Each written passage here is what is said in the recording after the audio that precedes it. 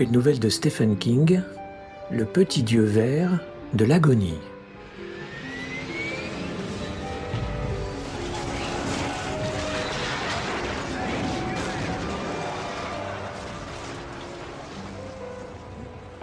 J'ai eu un accident, dit Newsom. Assise près du lit, occupée à attacher l'une des 4 électrodes du TENS à la cuisse malingre de Newsom juste en dessous du short de basket qu'il portait maintenant tout le temps, Catherine MacDonald ne leva pas les yeux. Son visage était prudemment dénué d'expression. Elle était un meuble dans cette grande chambre où elle passait désormais la majeure partie de sa vie professionnelle, et il lui plaisait qu'il en soit ainsi. Attirer l'attention de M. Newsom était généralement une mauvaise idée, ainsi que tous ses employés le savaient, ce qui n'empêchait pas ses pensées de suivre leur cours. Maintenant, tu vas leur dire qu'en fait, c'est toi qui as causé l'accident, parce que tu penses qu'assumer ta responsabilité te fait passer pour un héros. En fait, dit Newsom, c'est moi qui ai causé l'accident.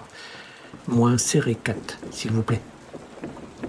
Elle aurait pu faire remarquer, comme elle avait fait au début, que les électrodes du TENS perdaient de leur efficacité si elles n'étaient pas placées en contact étroit avec les nerfs indiqués qu'elle était censée soulager. Mais elle apprenait vite. Elle desserra un peu la bande velcro tout en poursuivant le cours de ses pensées. Le pilote t'a dit qu'il y avait des orages dans la région d'Omaha. Le pilote m'a dit qu'il y avait des orages dans cette partie du monde, poursuivit Newsom. Les 2 autres hommes l'écoutaient attentivement. Jensen connaissait déjà l'histoire par cœur, bien sûr, mais l'on écoute toujours attentivement quand l'homme qui parle est la 6e fortune non seulement d'Amérique, mais du monde, et que 3 des 5 autres super riches de la planète sont des types basanés en djellaba qui parcourent des pays désertiques à bord de Mercedes-Benz blindés. Mais je lui ai dit qu'il était impératif que j'assiste à cette réunion.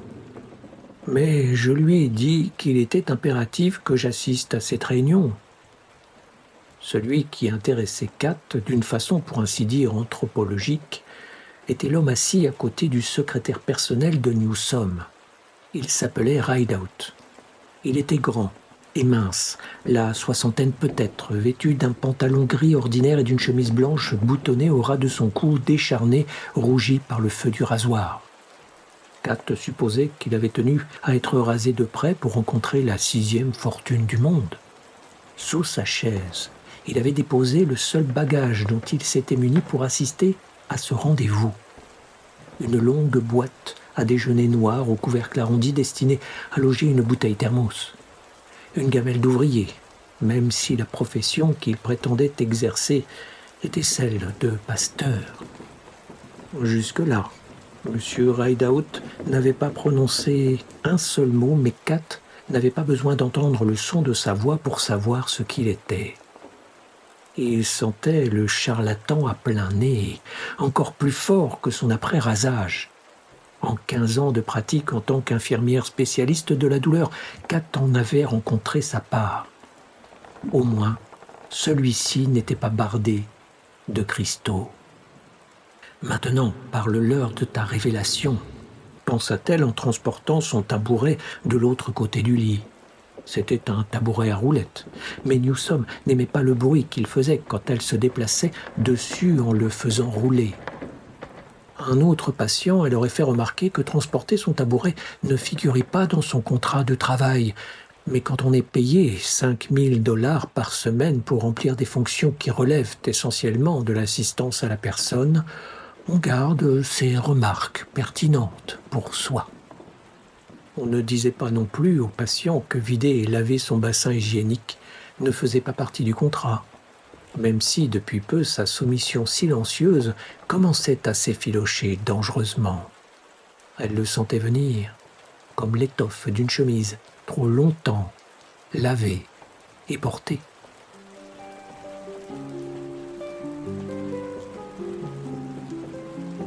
Newsom s'adressait principalement aux types à l'allure de paysans endimanchés.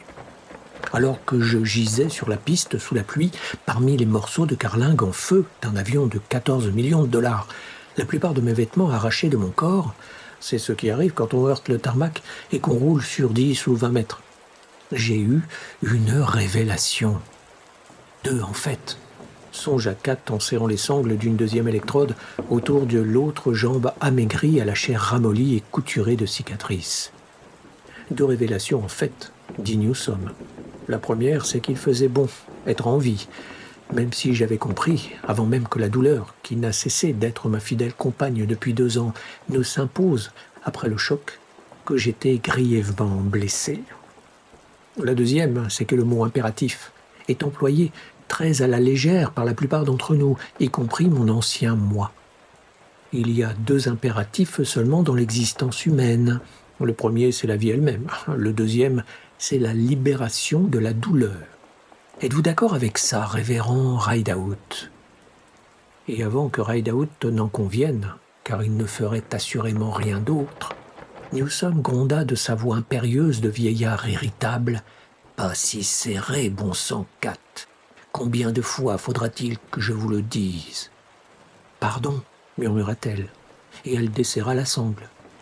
Mélissa, la gouvernante, l'air pimpant en tunique blanche et pantalon à pince à taille haute, Blanc lui aussi entra avec le plateau de café.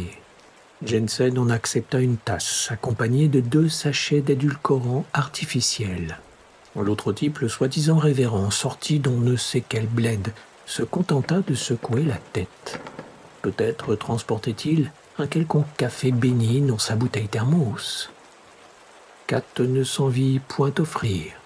Quand elle prenait un café, c'était à la cuisine en compagnie des autres membres du personnel, ou dans le pavillon d'été, sauf qu'on n'était pas en été.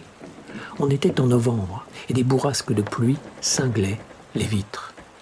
« Je vous branche, monsieur Newsom, ou préférez-vous que je sorte ?» Elle n'avait pas envie de sortir.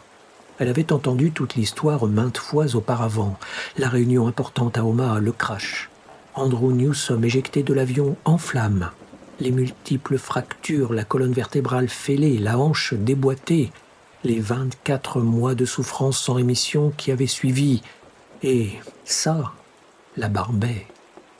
Mais Rideout était du genre intéressant. D'autres charlatans suivraient indubitablement maintenant que toutes les ressources de soulagement honorables avaient été épuisées. Mais Rideout était le premier et Kat voulait voir comment le type à l'allure de paysan allait s'y prendre pour délester Andy Newsom d'une bonne partie de son argent liquide. Ou essayer de le faire. Ce n'était pas en étant stupide que Newsom avait amassé sa fortune, mais naturellement il n'était plus le même homme, quelle que soit la réalité de sa douleur. Kat avait son opinion sur le sujet, mais ce boulot était le meilleur qu'elle avait jamais eu, du moins en termes d'argent. « Allez, ma jolie, branchez-moi. » Et il frétilla des sourcils en disant ça. Naguère, la grivoiserie aurait pu être réelle, Kat pensait que Mélissa aurait pu en témoigner. Mais à présent, elle avait juste à faire une paire de sourcils broussailleux fonctionnant sur la mémoire musculaire. Kat brancha les câbles dans l'unité de contrôle et tourna le bouton. Fixé correctement, les électrodes du TENS auraient envoyé un faible courant électrique dans les muscles de Newsom, thérapie qui semblait avoir certains effets bénéfiques, même si personne ne savait expliquer pourquoi ou dire si elle relevait entièrement de l'effet placebo. Quoi qu'il en soit, celle-ci n'aurait aucun effet sur Newsom ce soir. Ajustées aussi lâches, les électrodes étaient réduites à de coûteux joujoux. « Dois-je rester ?» ordonna-t-il. « Kinésithérapie. Le Seigneur blessé dans la bataille ordonne, et j'obéis. » Elle se pencha pour retirer sa boîte à malice de sous le lit. Celle-ci était remplie d'instruments que nombre de ses clients antérieurs avaient qualifiés d'instruments de torture. Jensen et Rideout ne faisaient pas attention à elle. Elle continuait à regarder Newsom qui avait peut-être, ou peut-être pas, reçu des révélations ayant modifié ses priorités et son regard sur la vie, mais qui aimait toujours autant être le centre d'une cour d'admirateurs. Il leur raconta comment il s'était réveillé dans une cage de métal et de pansements. Il avait des poulies en acier appelées systèmes de fixation externe sur les deux jambes et sur un bras afin d'immobiliser ses articulations réparées avec environ une centaine de broches d'acier, 17 en fait. Kat avait vu les radios. Les fixateurs externes étaient fichés dans les fémurs, tibia, humérus, radius, cubitus, blessés et broyés. Il avait le dos pris dans une sorte de côte de maille allant des hanches à la nuque. Il parla de nuits d'insomnie qui semblaient se prolonger non pendant des heures mais pendant des années. Il parla des maux de tête écrasants. Il leur raconta comment, ne serait-ce que remuer les orteils lui déclenchait une douleur jusque dans la mâchoire et l'agonie à hurler dont ses jambes étaient la proie quand les médecins insistaient pour qu'il les bouge avec fixateurs externes et tout, afin de ne pas en perdre totalement l'usage.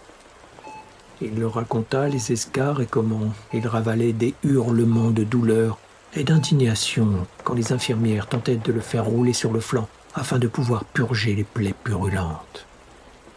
J'ai dû subir une douzaine d'opérations supplémentaires au cours des 2 dernières années, annonça-t-il avec une espèce de secrète fierté.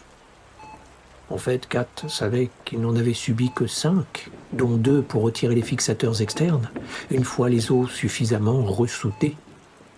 À moins, bien sûr, de compter l'intervention mineure pour remettre en place les os des doigts fracturés. Dans ce cas, on pouvait dire qu'il y en avait eu 6. Mais Kat ne considérait pas comme des opérations des interventions chirurgicales ne nécessitant pas plus d'une anesthésie locale. Car dans ce cas, elle aurait même pu dire qu'elle en avait subi une douzaine, la plupart en écoutant de la musique d'ascenseur dans un fauteuil de dentiste. Maintenant, de fausses promesses, pensa-t-elle en plaçant un coussinet de gel au creux du genou droit de Newsom et en refermant ses mains entrelacées sur les muscles flasques de sa cuisse droite. C'est là qu'on en est. Les médecins m'ont promis que la douleur diminuerait, dit Newsom. Il avait les yeux fixés sur Hideout. Qu'en 6 semaines, j'aurais seulement besoin des narcotiques avant et après mes séances de kiné, avec la reine de la douleur que voici, que je remarcherai avant l'été 2010, l'été dernier. Il marqua une pause, pour les faits. Tout ça, révérend Rideout, c'était des fausses promesses. Je n'ai récupéré quasiment aucune flexion dans les genoux et la douleur dans mes hanches et dans mon dos est indescriptible. Les médecins... Oh, arrêtez, Kat, arrêtez. Elle lui avait soulevé la jambe droite à un angle de 10 degrés, peut-être un peu plus. Même pas assez pour maintenir en place le coussinet de gel. Laissez-la redescendre. Laissez-la redescendre, bon Dieu. Kat relâcha son étreinte sur son genou et la jambe reprit sa position horizontale sur le lit médicalisé. 10 degrés, peut-être 12. Waouh, la belle affaire. Parfois, elle arrivait à la faire aller jusqu'à une flexion de 15, et la jambe gauche, qui était un peu moins mal en point, jusqu'à une flexion de 20, avant qu'il ne se mette à hurler comme un gosse trouillard qui aperçoit la seringue hypodermique dans la main du médecin scolaire. Les médecins coupables de fausses promesses n'avaient pas été coupables de fausses annonces. Il lui avait dit que la douleur était en vue. Kat avait assisté en silence à plusieurs de ses consultations. Il lui avait dit qu'il nagerait dans la douleur avant que ses tendons cruciaux, raccourcis par l'accident et figés par les fixateurs, ne s'étirent et redeviennent souples. Il connaîtrait largement la douleur avant d'être capable de plier les genoux à 90 degrés, c'est-à-dire avant d'être capable de s'asseoir sur une chaise ou au volant d'une voiture. Idem pour la nuque et le dos. La route de la guérison passée par le pays de la douleur. Voilà tout.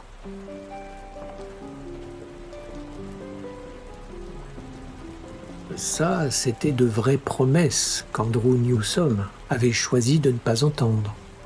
Sa croyance, jamais énoncée frontalement, mais sans aucun doute l'une des étoiles sur lesquelles il basait sa navigation, étant que la 6e fortune du monde ne devrait en aucun cas avoir visité le pays de la douleur, non seulement la Costa del Sol de la totale guérison.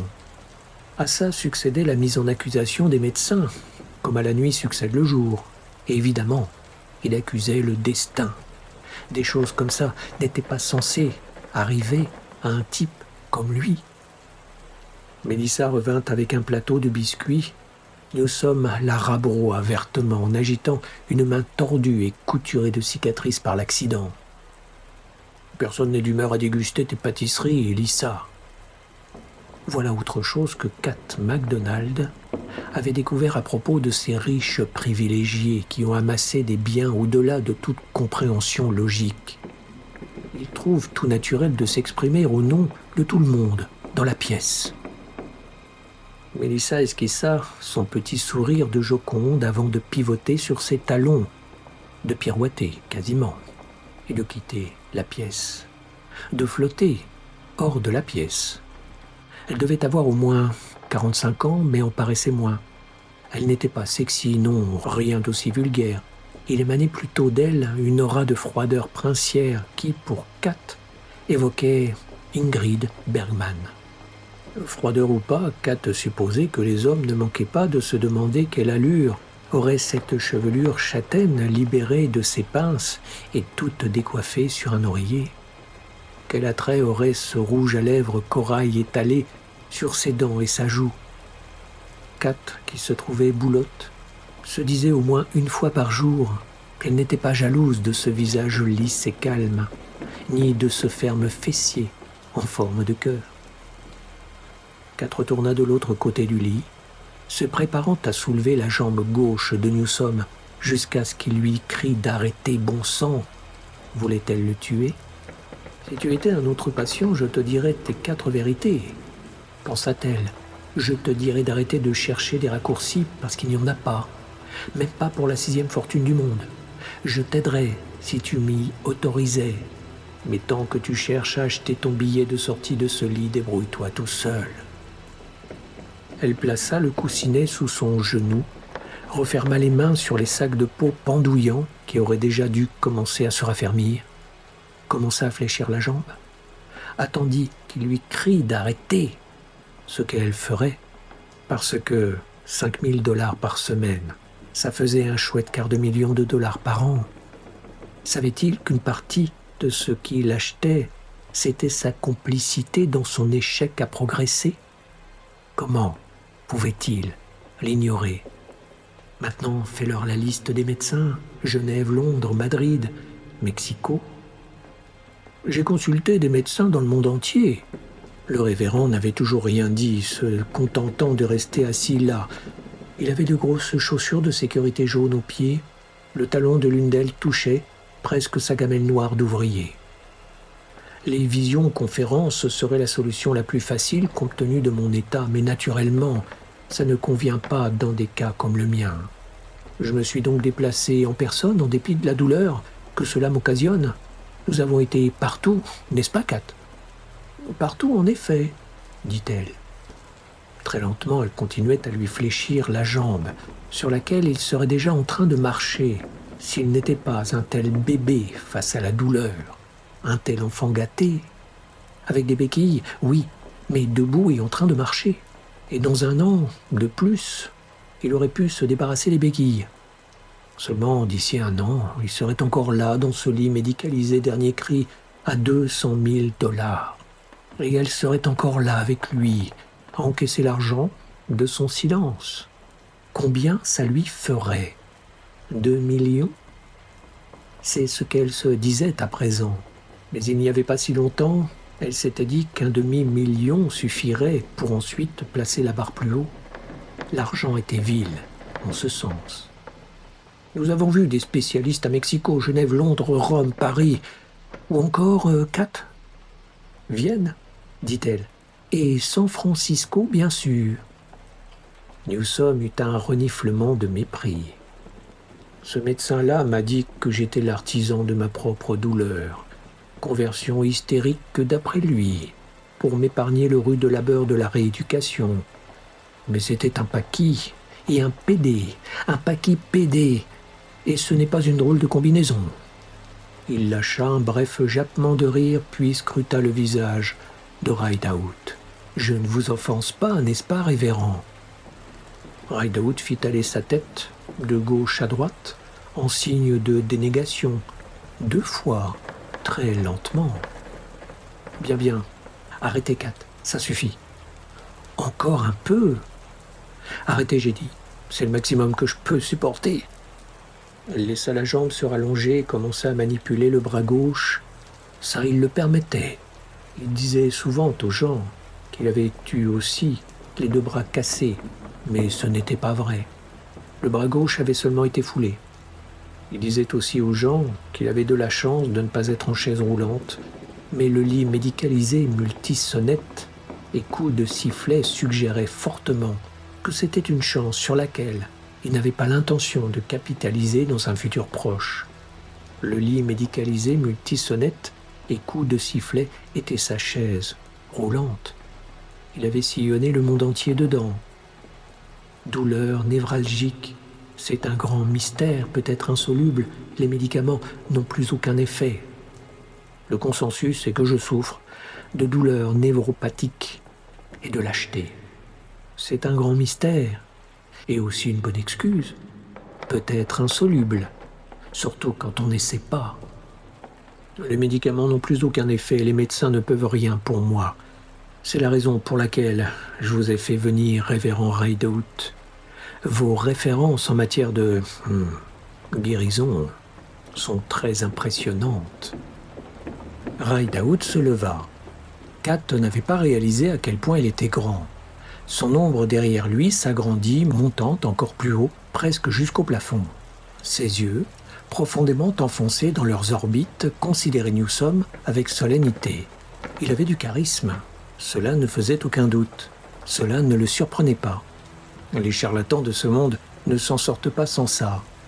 Mais elle n'avait mesuré ni l'importance ni la puissance du sien jusqu'à ce qu'il se lève et les domine de toute sa taille. Jensen tendait carrément le cou pour pouvoir le voir tout entier. Kate perçut un mouvement du coin de l'œil. Elle remarqua et vit Mélissa debout sur le seuil. Donc maintenant, ils étaient tous là, à l'exception de Tonya, la cuisinière. Dehors, le sifflement du vent se changea en glapissement. Les carreaux tremblèrent aux fenêtres. « Je ne guéris pas, » dit Rideout. Il venait de l'Arkansas, croyait savoir Kat. C'était là-bas du moins que le tout premier Gulfstream 4 de Newsom était allé le chercher. Mais sa voix était dénuée d'accent et d'intonation. Non, Newsom paraissait déçu, vexé, peut-être même de la vie de Kat un peu effrayé. J'ai dépêché une équipe d'enquêteurs et ils m'ont assuré que dans nombre de cas, j'expulse. Les sourcils broussailleux se soulevèrent. Pardon ? Rideout s'approcha du lit et se tint là, avec ses mains aux longs doigts nonchalamment croisés à hauteur de l'aine. Ses yeux profondément enfoncés observaient d'un regard sombre l'homme allongé dans le lit. J'extermine le parasite du corps, souffrant, dont il se nourrit, tout comme un exterminateur d'insectes nuisibles extermine les termites d'une maison dont elles se nourrissent. Eh ben, songea Kat, j'aurais absolument tout entendu. Mais Newsom était fasciné, comme un gosse qui regarde un expert en bonne taux étaler ses 3 cartes au coin de la rue, pensa-t-elle. « Vous êtes possédé, monsieur ?»« Oui, » dit Newsom, « c'est l'impression que j'ai, surtout la nuit. Les nuits sont très longues. » Tout homme ou toute femme qui souffre est possédé, bien sûr, mais chez certaines personnes infortunées dont vous êtes, le problème est plus profond. La possession n'est pas un phénomène passager, mais une condition durable qui s'aggrave. Les médecins n'y croient pas, parce qu'ils sont des hommes de science. Mais vous y croyez, n'est-ce pas? Parce que vous faites partie de ceux qui souffrent. Et comment? Souffla Newsom. Kat, assise à côté de lui sur son tabouret, dut se tenir très fort pour ne pas lever les yeux au ciel. Chez ces personnes infortunées, la douleur pave la voie à un dieu démon. Il est petit mais dangereux. Il se nourrit d'une souffrance particulière produite par certaines personnes particulières seulement. Génial, pensa Kat. Newsom va adorer ça. Une fois que le dieu a trouvé comment entrer, la douleur devient agonie. Il se nourrit de vous jusqu'à épuisement. Puis il vous jette, monsieur, et poursuit son chemin. Kat se surprit à commenter. Quel est donc ce dieu? Certainement pas celui dont vous prêchez le nom. Celui-là est le dieu d'amour. C'est du moins ce que j'ai appris en grandissant. » Jensen la regardait en fronçant les sourcils et en secouant la tête. Il s'attendait clairement à une explosion de la part du patron, mais un petit sourire avait effleuré le coin des lèvres de Newsom. « Que répondez-vous à ça, révérend ?» Je réponds qu'il existe de nombreux dieux. Le fait que notre Seigneur, le Seigneur Dieu des armées, les gouverne tous, et au jour du jugement dernier les détruira tous, n'y change rien. Ces petits dieux ont toujours été vénérés, tant par les anciens que par les modernes. Ils ont leur pouvoir et notre Dieu permet parfois à ces pouvoirs de s'exercer. Comme une mise à l'épreuve, songea Kat. Comme une mise à l'épreuve de notre force et de notre foi. Puis Rideout se tourna vers Newsom et dit quelque chose qui le surprit.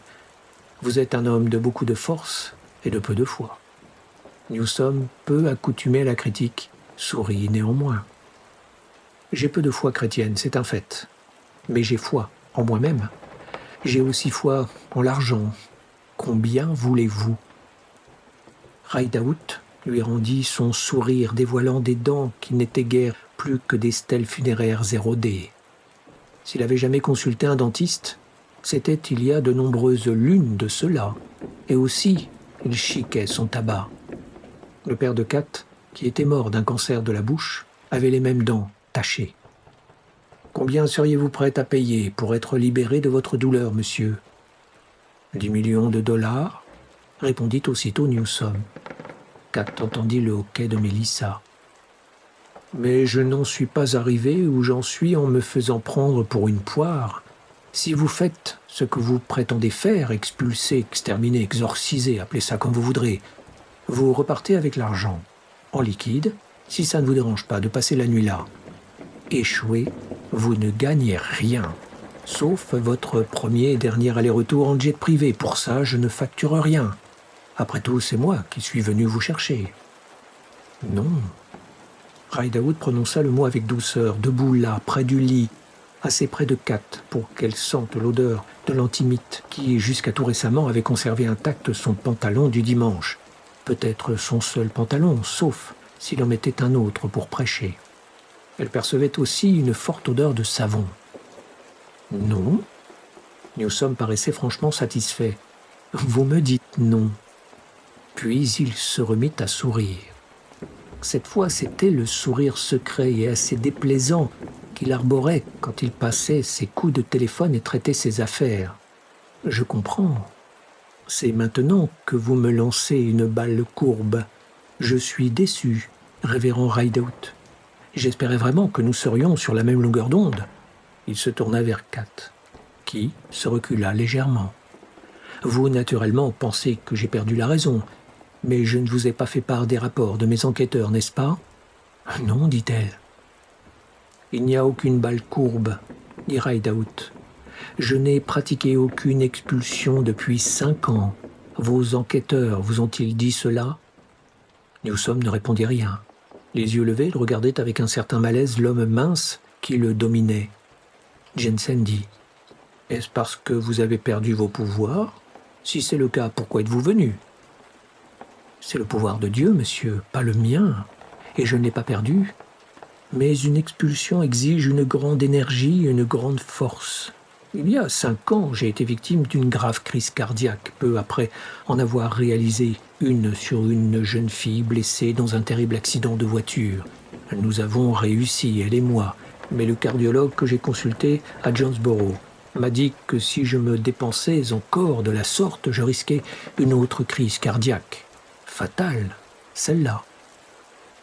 Newsom porta, non sans effort, une main noueuse à sa bouche et, en un comique aparté théâtral, glissa à Kat et Mélissa. « Je crois qu'il veut 20 millions. Ce que je veux, monsieur, c'est 750 000. » Newsom resta là, à le fixer du regard. Ce fut Mélissa qui demanda « Pourquoi ?» « Je suis pasteur d'une église à Titusville. L'église de la Sainte Foi. Sauf que cette église n'existe plus. Nous avons eu un été sec dans notre partie du monde. Un feu de broussailles déclenché par des campeurs ivres a ravagé mon église, réduite maintenant à une dalle de béton et quelques poutres carbonisées.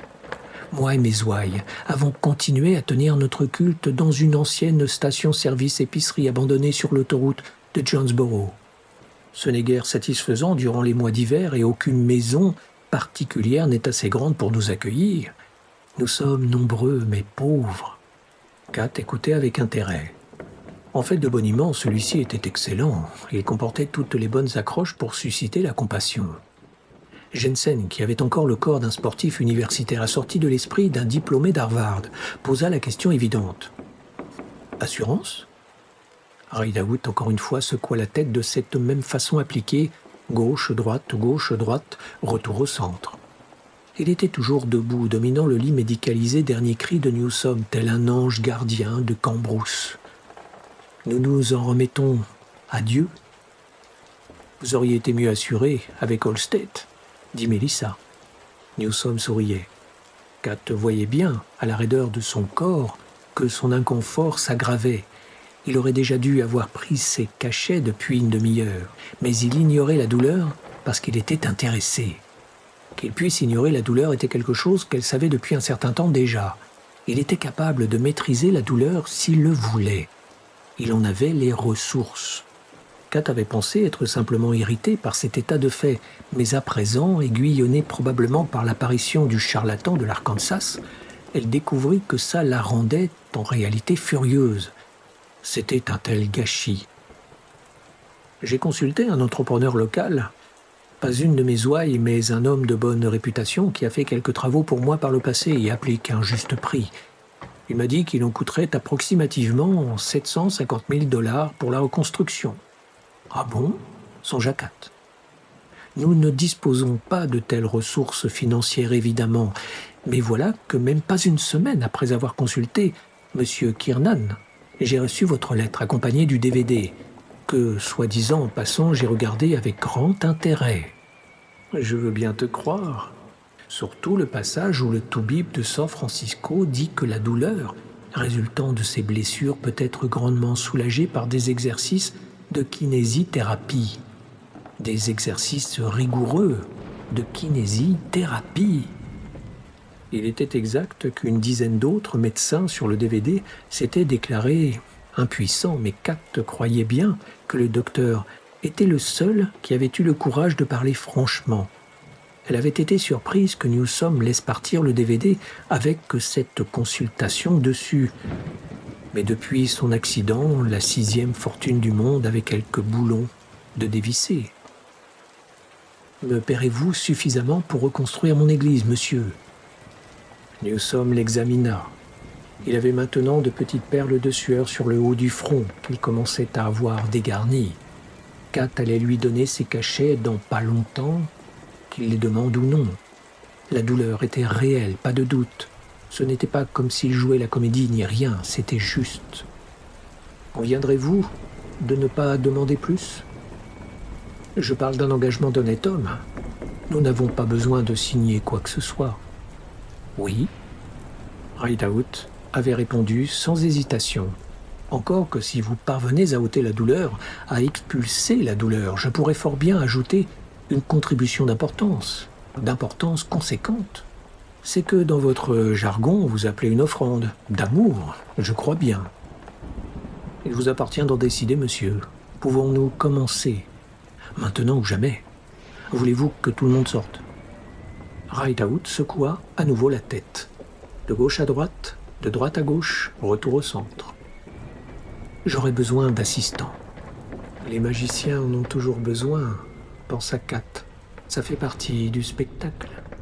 Dehors, le vent glapit, se tut, se leva de nouveau. Les lumières vacillèrent. Derrière la maison, le groupe électrogène, dernier cri lui aussi, démarra en crachotant, puis se tut. Rideout s'assit sur le bord du lit. « Monsieur Jensen, ici présent, je pense. Il me paraît fort et vif. »« Il est les deux, » dit Newsom. « Il a joué au football à l'université de mi-offensif. Il n'a pas perdu le rythme depuis. »« Oh, si, un peu, » dit Jensen avec modestie. Rideout se pencha vers Newsom. Ses yeux sombres, profondément enfoncés dans leurs orbites, examinaient le visage couturé de cicatrices du milliardaire avec solennité. « Je vais vous poser une question, monsieur. De quelle couleur est votre douleur ? Verte, répondit Newsom. Lui-même considérait le prédicateur avec fascination. Ma douleur est verte. Rideout hocha la tête. Haut, bas, retour au centre. Sans lâcher Newsom du regard. Kat était persuadé qu'il aurait hoché la tête avec le même air de grave confirmation si Newsom avait dit que sa douleur était bleue et aussi violette que le mangeur d'hommes de la chanson. Elle pensa avec un mélange de consternation et de réel amusement. Je serais capable de perdre mon calme là, j'en serais vraiment capable. Ça serait l'explosion de colère la plus coûteuse de ma vie, mais quand même, j'en serais capable. Et où se trouve-t-elle ? Partout. C'était quasiment un gémissement. Mélissa fit un pas en avant en adressant un regard inquiet à Jensen.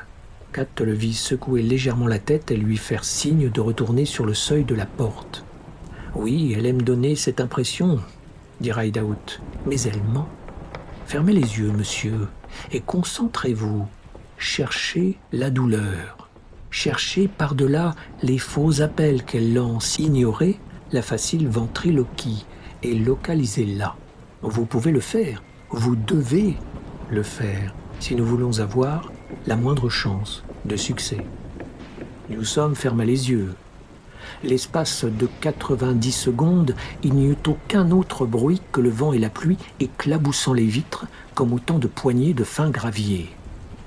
La montre de Kat était un modèle à ressort, cadeau de son père de nombreuses années auparavant pour fêter son diplôme d'infirmière. Et quand le vent se calmait, la pièce était assez silencieuse pour qu'elle entende son tic-tac présomptueux. Et autre chose aussi.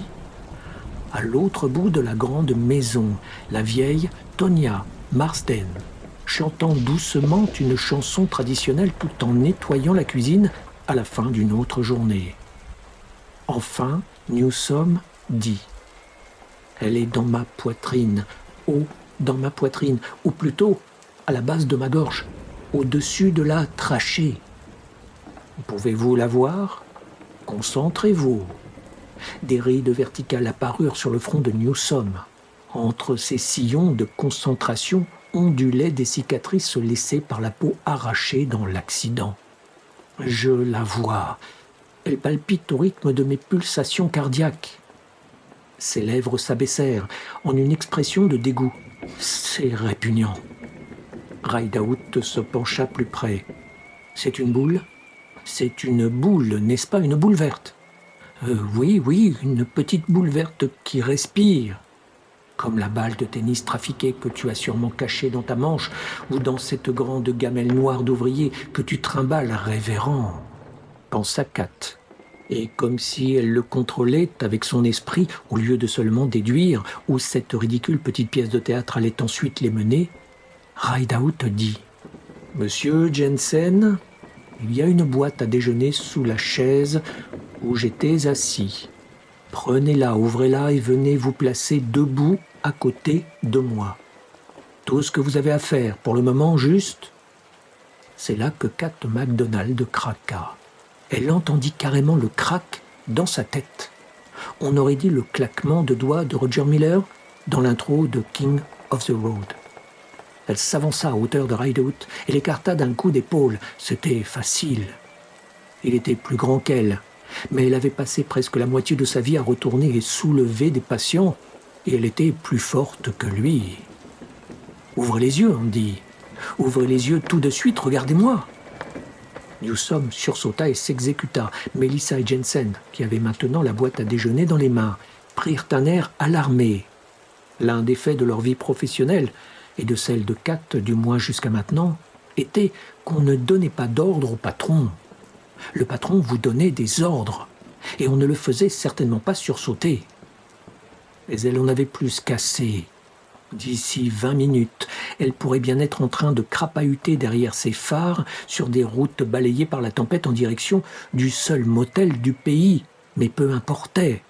Elle ne pouvait pas supporter ça plus longtemps. « C'est des conneries, Andy, » dit-elle. « Vous m'entendez ? Des conneries !»« Je pense que vous devriez cesser tout de suite, » dit Newsom en commençant à sourire. Il avait plusieurs sourires, et celui-ci n'était pas l'un des meilleurs. Si vous voulez garder votre emploi, je veux dire, il y a plein d'autres infirmières spécialistes de la douleur dans le Vermont. Elle aurait pu effectivement s'arrêter là, mais Rideout dit « Laissez-la parler, monsieur ». Ce fut son intonation pleine de douceur qui la rendit folle. Elle se pencha en avant, pénétrant l'espace de Newsom, et les mots jaillirent comme un torrent.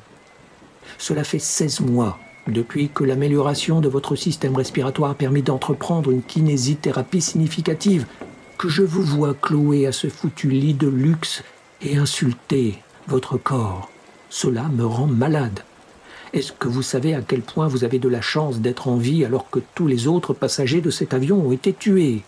Quel miracle c'est que votre moelle épinière n'ait pas été sectionnée, ou votre crâne enfoncé dans votre cerveau, ou votre corps brûlé, non, rôti comme une pomme au four, de la tête aux pieds.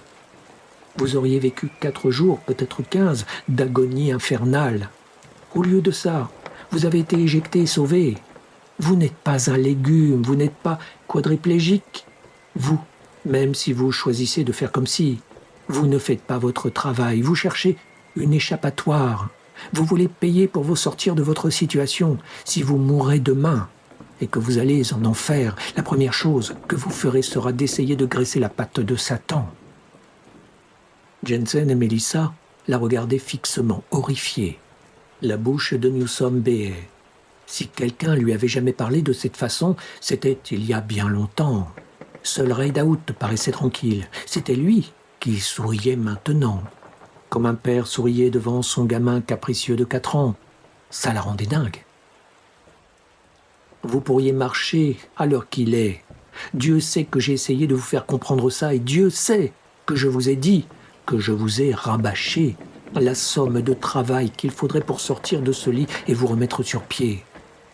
Le docteur d'Aliware à San Francisco a eu le courage de vous le dire, et il a été le seul. Et vous l'avez remercié en le traitant de pédé. Mais c'était un pédé, dit Newsom. Ses mains couturées de cicatrices étaient devenues des poings serrés.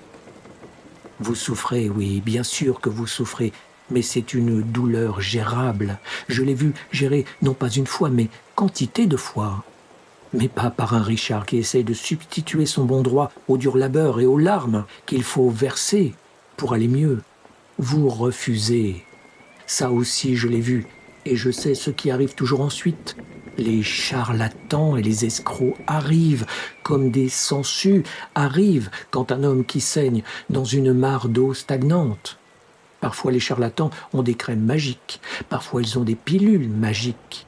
Les guérisseurs arrivent avec des prétentions mensongères sur le pouvoir de Dieu, comme l'a fait celui-ci. Généralement, leurs proies obtiennent un soulagement partiel. Et c'est compréhensible, étant donné que la moitié de leur douleur est dans leur tête, fabriquée par des esprits paresseux qui veulent seulement comprendre que ça leur fera mal d'aller mieux. Elle monta dans les aigus enfantins tremblotants et se pencha plus près. « Ça fait mal, papa !» Mais le soulagement ne dure jamais longtemps parce que les muscles n'ont aucune tonicité. Les tendons sont toujours mous, les os ne se sont pas assez renforcés pour supporter le poids du corps debout.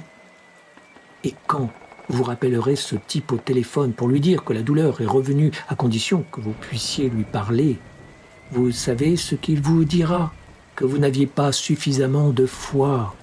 Si vous faisiez marcher votre cervelle maintenant comme vous l'avez fait dans vos usines et dans tous vos investissements, vous sauriez qu'il n'y a pas de petite balle de tennis vivante à la base de votre gorge. Merde, Andy, vous êtes trop vieux pour croire au Père Noël. Tonya était arrivée sur le seuil et se tenait à présent à côté de Melissa, les yeux écarquillés, un torchon pendant mollement dans l'une de ses mains. « Vous êtes viré, » dit Newsom. « Oui, » dit Kat. « Bien sûr que je suis viré, même si je dois dire que je ne me suis jamais senti aussi bien depuis près d'1 an. »« Si vous la licenciez, » dit Rideout, « je devrais aussi prendre congé. » Les yeux de Newsom roulèrent dans la direction du révérend. Ses sourcils se rejoignaient avec perplexité. Ses mains s'étaient mises à pétrir ses hanches et ses cuisses, comme elles le faisaient toujours quand l'heure de prendre ses cachets était dépassée. Elle a besoin d'être éduquée. Loué soit le saint nom de Dieu. » Rideout se pencha vers Newsom, ses propres mains nouées derrière le dos. Il rappelait à Kat une image du maître d'école, Ichabod Crane, qu'elle avait vu un jour. Elle a dit ce qu'elle avait à dire. Puis-je dire ce que j'ai à dire? Newsom transpirait plus abondamment, mais il souriait à nouveau. Donnez-lui une leçon, réduisez-la en pièces, je crois que j'ai bien envie d'entendre ça. Kat fit face à Rideout.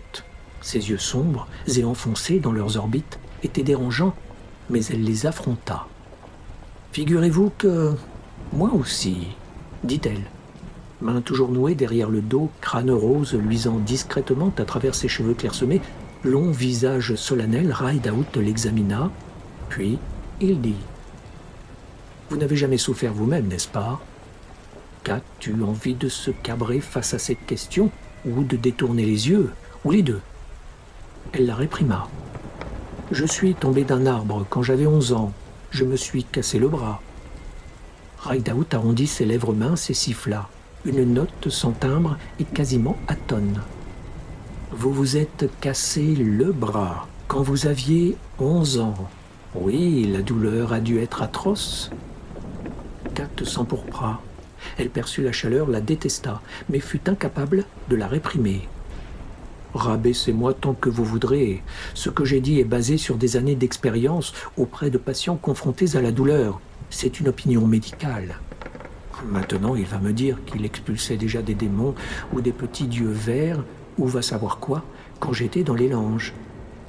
Mais il n'en fit rien. J'en suis persuadé, l'apaisa-t-il. Et je suis persuadé que vous faites bien votre métier. Je suis persuadé que vous avez vu votre lot d'imposteurs et de comédiens. Vous connaissez leur engeance. Et je connais la vôtre, mademoiselle, parce que j'en ai vu maint spécimen, rarement aussi joli que vous. Finalement, une trace d'accent, joli au lieu de joli. Mais leur attitude condescendante vis-à-vis de la douleur, une douleur qu'ils n'ont jamais éprouvée eux-mêmes, une douleur dont ils n'ont même pas idée, est toujours la même. Ils travaillent avec des patients qui connaissent divers degrés de détresse, de la douleur légère, la plus profonde et fulgurante agonie. Cela finit toujours par leur paraître ou bien exagéré, ou bien carrément fabriqué. N'est-il pas vrai? Non, ce n'est pas vrai du tout, dit Kat. Qu'arrivait-il à sa voix? Subitement, elle était devenue toute petite.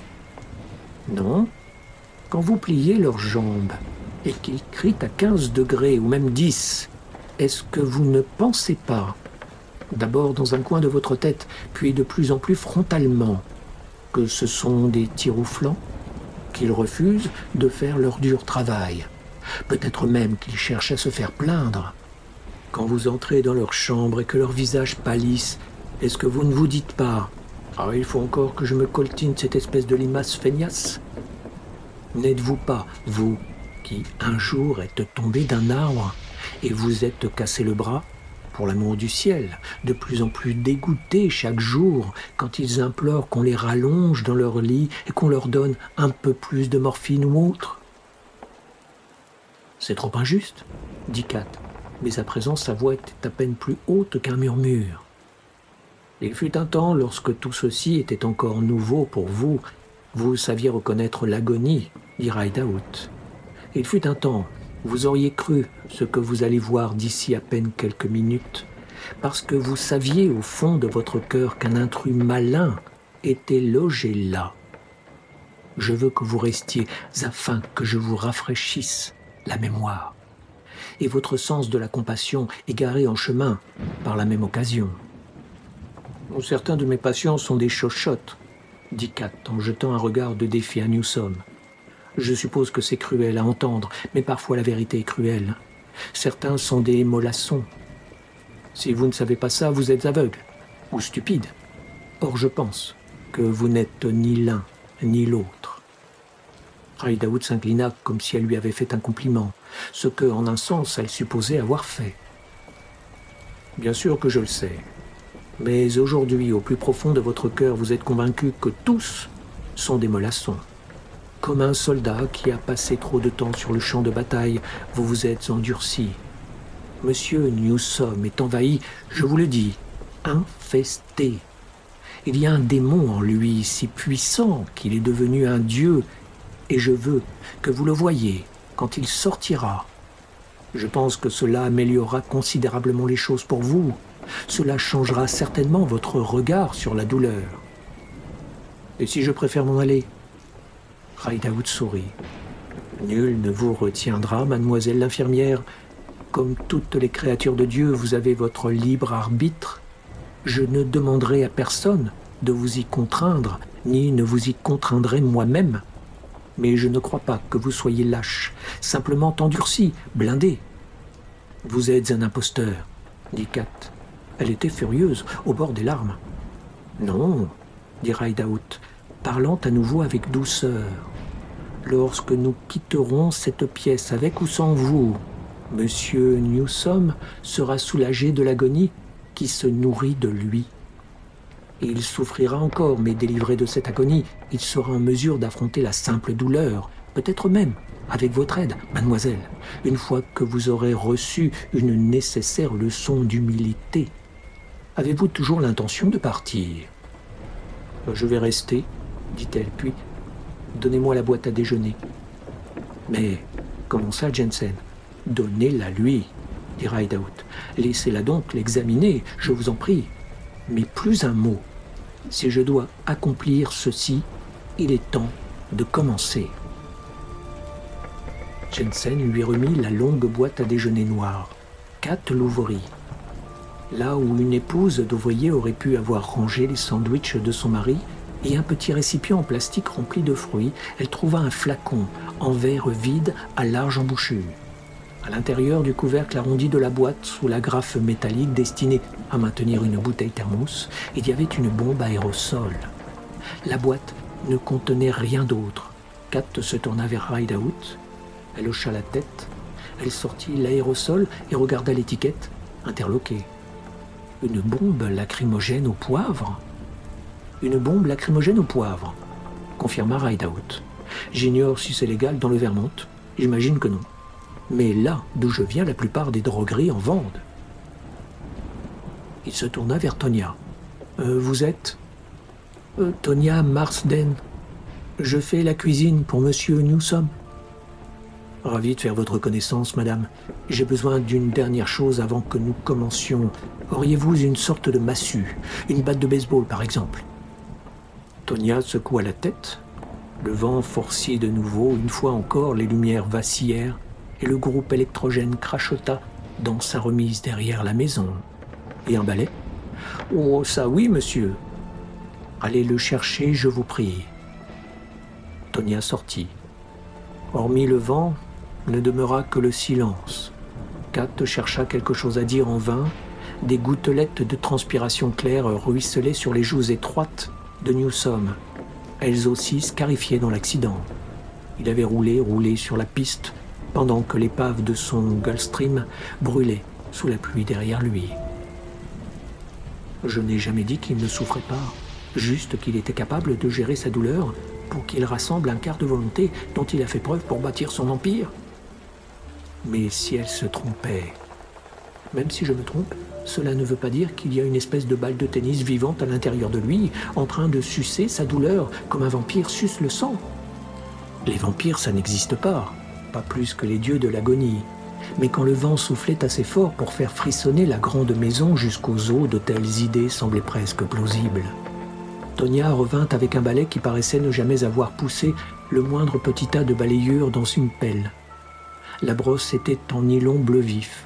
Le manche était en bois peint et mesurait environ 1,20 m de long. Elle le tendit d'un geste incertain.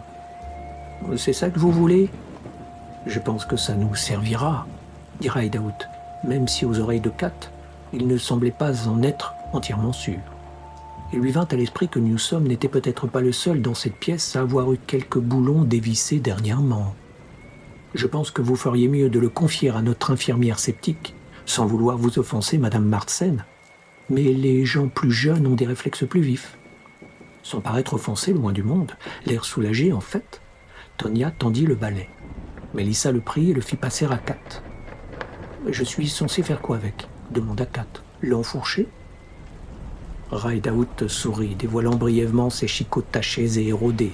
« Vous le saurez au moment voulu, si vous avez déjà eu à chasser une chauve-souris ou un raton laveur d'une pièce. Juste une chose, d'abord la brosse, ensuite le manche. Pour l'achever, je suppose, et ensuite vous le placerez dans votre bocal à spécimens ? Comme vous dites, pour pouvoir le poser sur une étagère avec les autres dieux que vous avez tués. » À cette question, il ne répondit pas. « Donnez la bombe à aérosol à M. Jensen, je vous prie. » Kat s'exécuta. Mélissa demanda. « Et moi, je fais quoi ?»« Regardez et priez si vous savez le faire, pour moi autant que pour M. Newsome, pour que mon cœur soit fort. » Kat, qui voyait déjà venir une fausse crise cardiaque, ne dit rien. Elle s'éloigna simplement du lit en tenant le manche du balai à 2 mains. Rideout s'assit à côté de Newsome avec une grimace. Ses genoux claquèrent comme des coups de pistolet. « Écoutez-moi, monsieur Jensen. »« Oui ? » ?»« Vous aurez du temps, il sera désorienté, mais soyez rapide quand même, aussi rapide que vous l'étiez sur le terrain de football, d'accord ? Vous voulez que je le foudroie ? » Rideout se fendit une nouvelle fois de son bref sourire, mais Kat lui trouva l'air plutôt franchement malade. « Ce n'est pas une arme foudroyante. Celles-là sont illégales, même là d'où je viens, mais c'est l'idée, oui. Maintenant, je voudrais le silence, s'il vous plaît. » « Attendez une minute. » Kat appuya le balai contre le lit et fit remonter ses mains, d'abord le long du bras gauche de Rideout, puis le long de son bras droit. Tout ce qu'elle palpa fut du tissu de coton et la chair malingre de l'homme en dessous. « Rien dans mes manches, mademoiselle Kat, promis. »« Dépêchez-vous, » dit Newsome.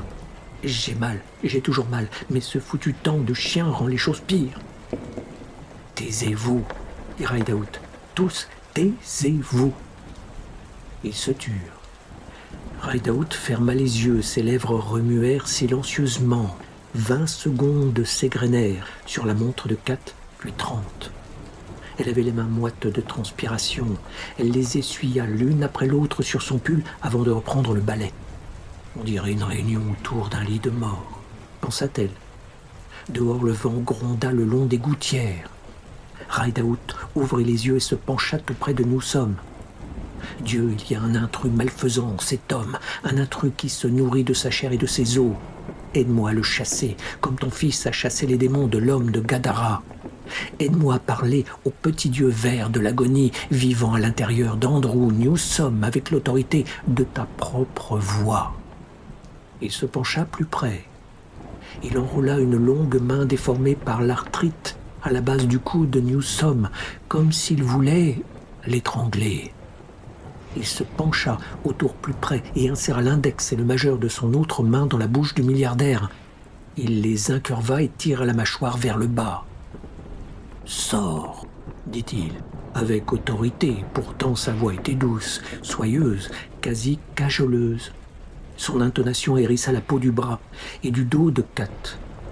« Sors au nom de Jésus, sors au nom de tous les saints et martyrs, sors au nom de Dieu qui t'a donné la permission d'entrer, t'ordonne maintenant de sortir, sors à la lumière, renonce à ta voracité et sors. » Il ne se passa rien. « Sors au nom de Jésus, sors au nom de tous les saints et martyrs. » Sa main s'infléchit légèrement et la respiration de Newsome devint râpeuse. « Non, ne descends pas plus profond, tu ne peux pas te cacher, petit démon. Sors à la lumière. Jésus te l'ordonne, les saints et les martyrs te l'ordonnent. Dieu t'ordonne de cesser de festoyer sur cet homme et de sortir. » Une main froide agrippa le haut du bras de Kat qui faillit hurler. C'était Mélissa.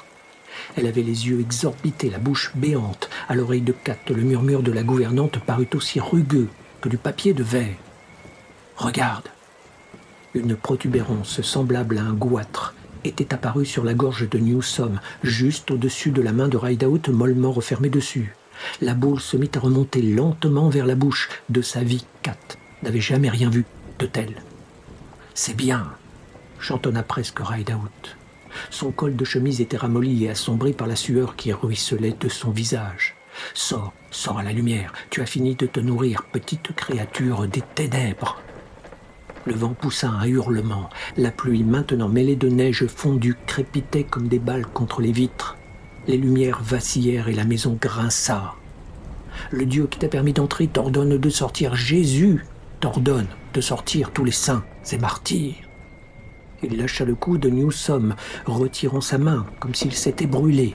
Mais la bouche de Newsome demeura ouverte. Mieux, elle commença à s'agrandir, d'abord en un bâillement, puis en un cri silencieux. Ses yeux se révulsèrent et ses pieds se mirent à tressauter.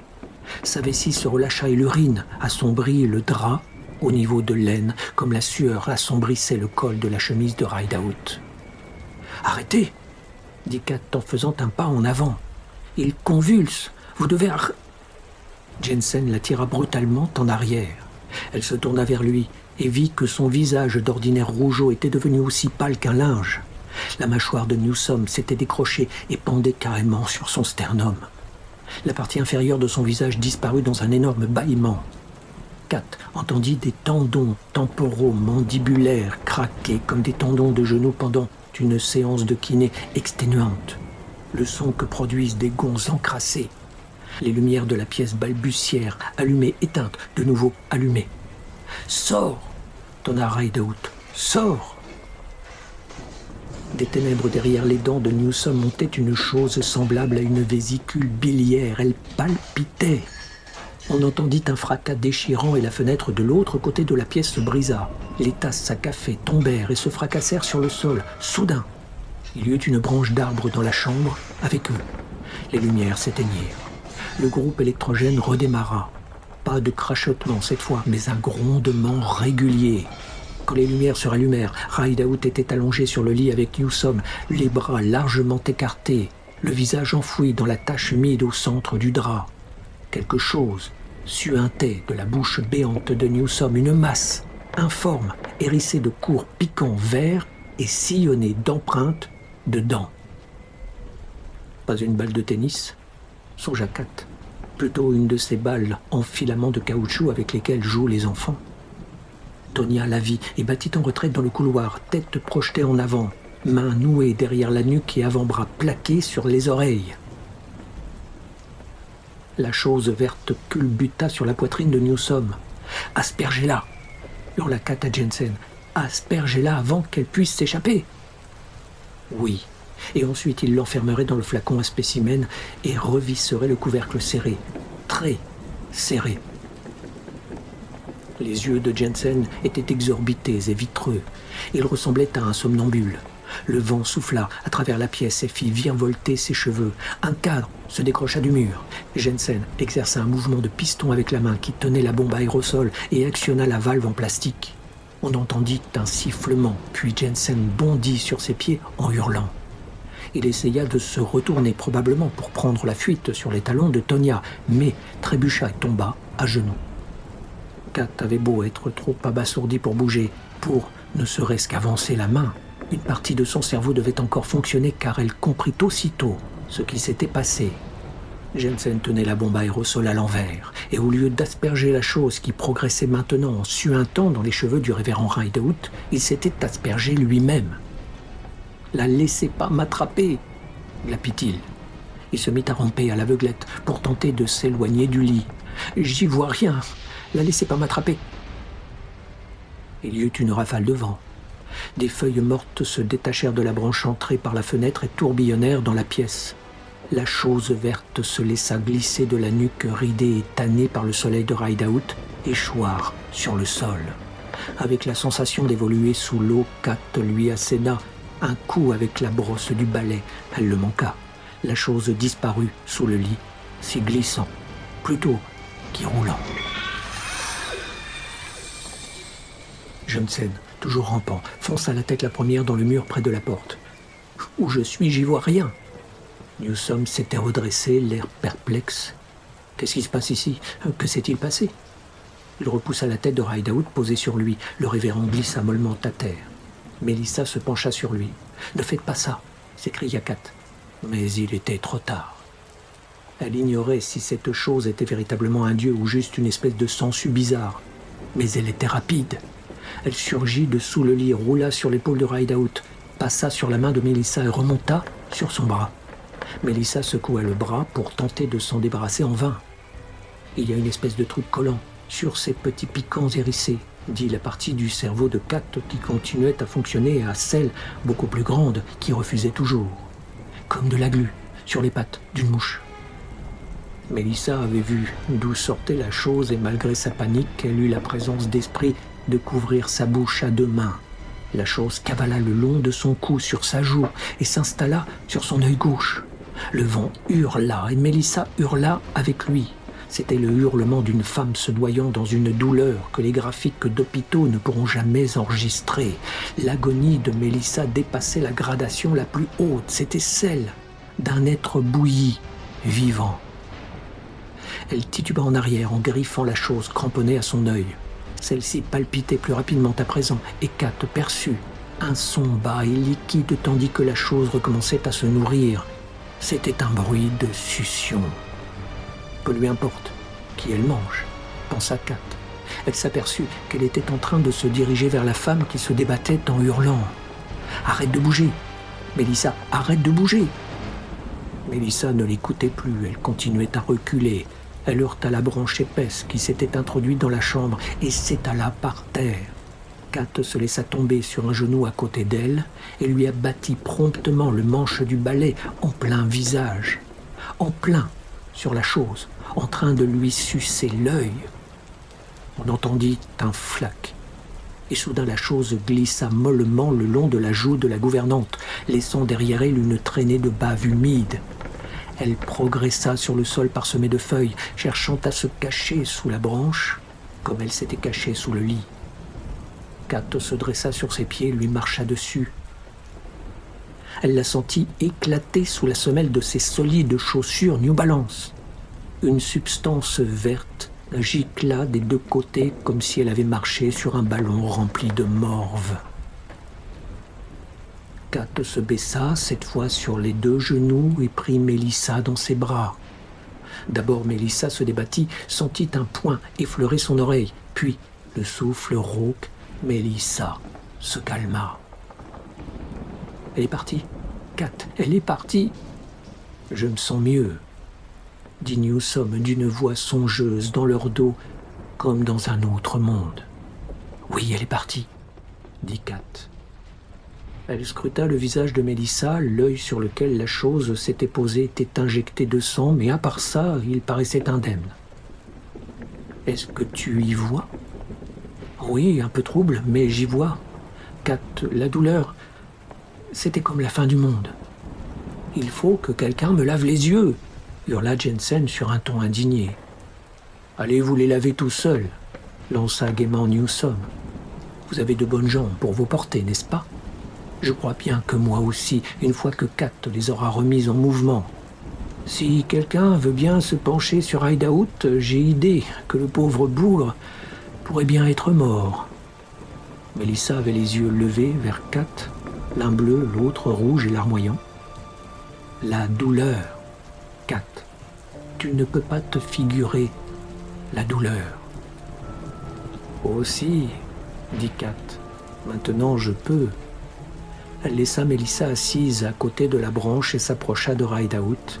Elle chercha son pouls et n'y trouva rien, pas même le tremblement erratique d'un cœur cherchant encore à faire de son mieux. Rideout, apparemment, ne connaîtrait plus jamais la douleur. Le groupe électrogène s'arrêta. « Merde !»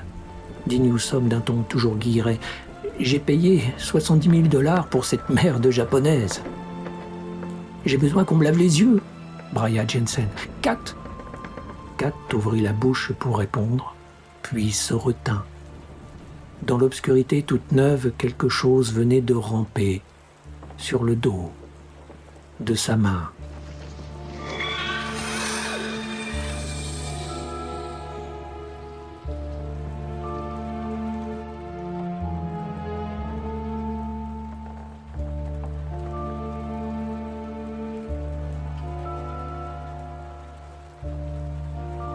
Le petit dieu vert de l'agonie est une nouvelle de Stephen King. Narration, réalisation sonore et musique, Eric Hansen.